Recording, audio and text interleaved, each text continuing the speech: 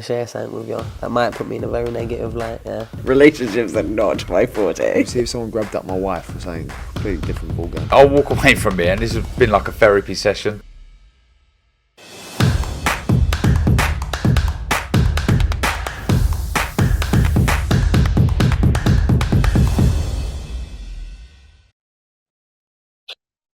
This is Colin McGuigan for IFL TV, proudly sponsored by Everlast. Delighted to be joined today by Caoimhin Agyarko. Caoimhin, how are you keeping, mate?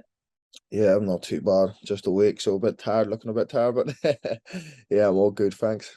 Obviously we've been looking to get you on because the disappointing news that came out that you wouldn't be on the card this weekend. We knew about this probably 10 days ago now, maybe a bit longer. Tell me what happened. Yeah, obviously absolutely heartbroken that I'm not in the show.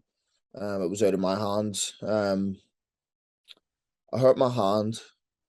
I hurt my hand the first spar of camp, probably about 7 weeks ago. We had to take a couple of weeks off sparring. And then we couldn't hit pads, we were hitting paddles, and I was starting to feel good. I started sparring again, and I was sparring well, but I was like changing southpaw, and I was not using my left hand. And even though I was winning the spars, it wasn't the way I was boxing in the spars. It wasn't the way that Joe wanted me to fight on the night, and we had worked on a game plan the whole camp, so he wanted me to nail that instead of having to adopt if I did hurt my hand in the fight. And Joe had said to me once, he came to me and said, listen, I don't want you to fight on the Tuesday, probably about 10, 11 days out from the fight. And I'd said, why? Like, I've been fighting for the last 12 fights with sore hands. I'll get through this one, and I'll go get it sorted after.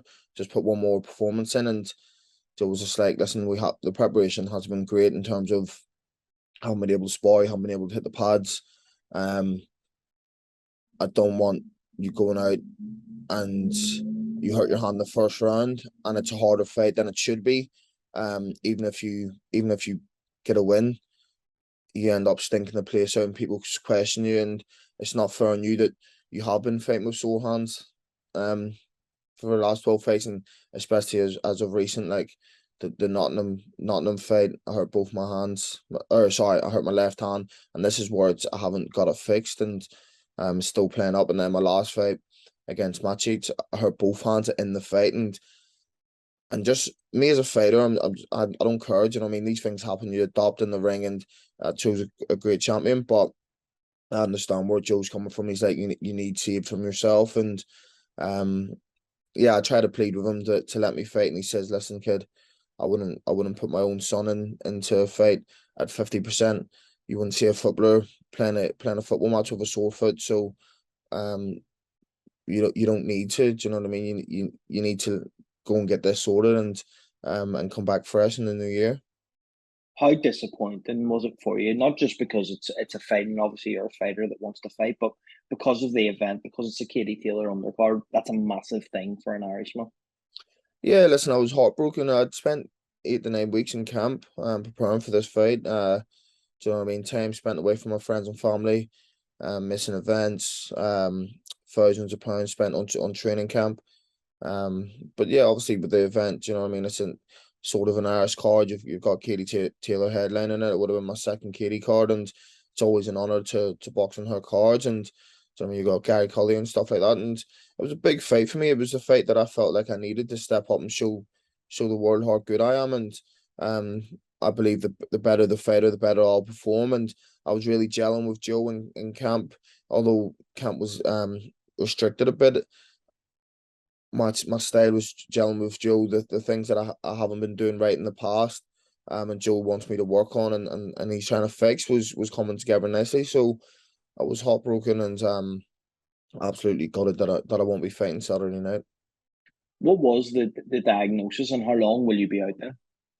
I'm going to get an MRI here on Monday. I thought it was Monday, like 2 days ago, and I drove all the way down to Derry to get one, and I had to drive back. But do you know what it is? I've had MRIs in the past on both hands, and I keep tearing ligaments and damage my ligaments, and I was told then that I would have to get an operation. This was 2-3 years ago, that I would have to get an operation on them, and I kind of was at a stage in my career where I could half get away with fighting with injured hands, and obviously no disrespect anyone that I fought, but they haven't really been at the level that I'm at or that I will be at, and I would get away with fighting them, whether it was coasting to a points win or stopping them. So, but if you look at certain fights, the Jay Smith fight, I shouldn't have fought. I've said this previously. The Jay Smith fight, I shouldn't have fought. 10 days out, I tore 3 ligaments in my right hand, and I went into that fight with a lot of injuries. My second fight, where I should have stopped the kid, I couldn't because both my hands were so sore. And do you know what? I think this is the right time. Do you know what I mean? I'm 26 next month. And if I need to get an operation, or if whatever it may be, I need to get it done now before. Do you know what I mean? I'm top 10 in the world, and the fight's only going to get harder, and I don't want to be going into fights where I'm limited. If you do have to go and get an operation, which it seems like you will have to, how long will that keep you out? Do you imagine?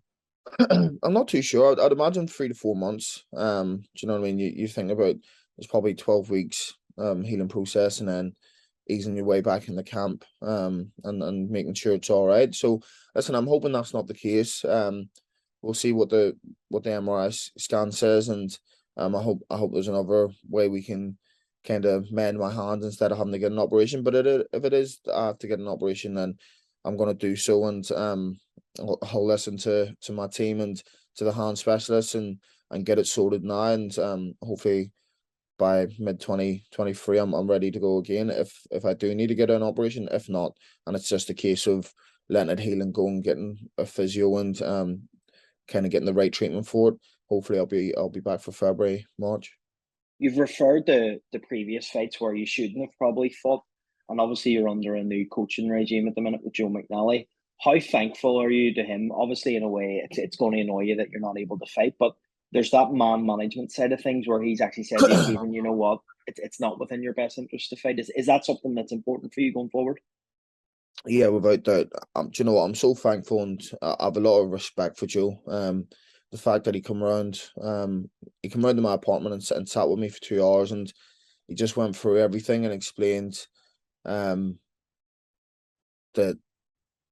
I needed saving for myself, and in a way it made sense. He was a fighter before, and he was explaining to me that listen, I fought with injuries my whole career, like yourself, and I didn't have that person to save me from myself. And he was saying, listen, I believe you're going to be a world champion, and there's no need to halt your career or go out and put a bad performance on because you've got a sore hand. So listen, I'm thankful for Joe and my team. Paul came straight down to Liverpool the next day, and we had a meeting, and amongst them, and it was their decision. It wasn't my decision to pull out because I would be fighting this Saturday.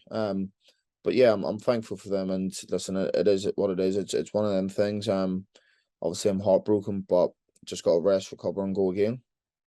Finally, Kevin, before I let you go, you've had a new stablemate added to the Joe McNally team in terms of Josh Taylor. How has that been in his induction into the side? And also, not just that, the fact that you've got some quality sparring in that gym now, probably one of the best up-and-coming stables in the UK. Yeah, listen, Josh is a great lad. It's great to have him train alongside us and being in the gym. And listen, he needs no introduction. He's a fucking undisputed champion. And everyone knows how good Josh is. So yeah, I mean, it's unreal for me because I've just joined the gym, and I can learn so much off Josh, fighters like Josh and Liam Smith and stuff like that. So we've got an unbelievable gym at the moment, and I feel like Joe's getting his respect as a coach. There's a lot of fighters obviously wanting to train with him, and we've seen what he's done with Liam Smith and JJ Metcalf as of recent. So yeah, it's a great gym. It's growing, and it's great to have people like Josh and Liam in the gym. Well, Kevin, thanks so much for your time, and hopefully you're back sooner rather than later, mate. Appreciate it. Thanks, Tom. Cheers.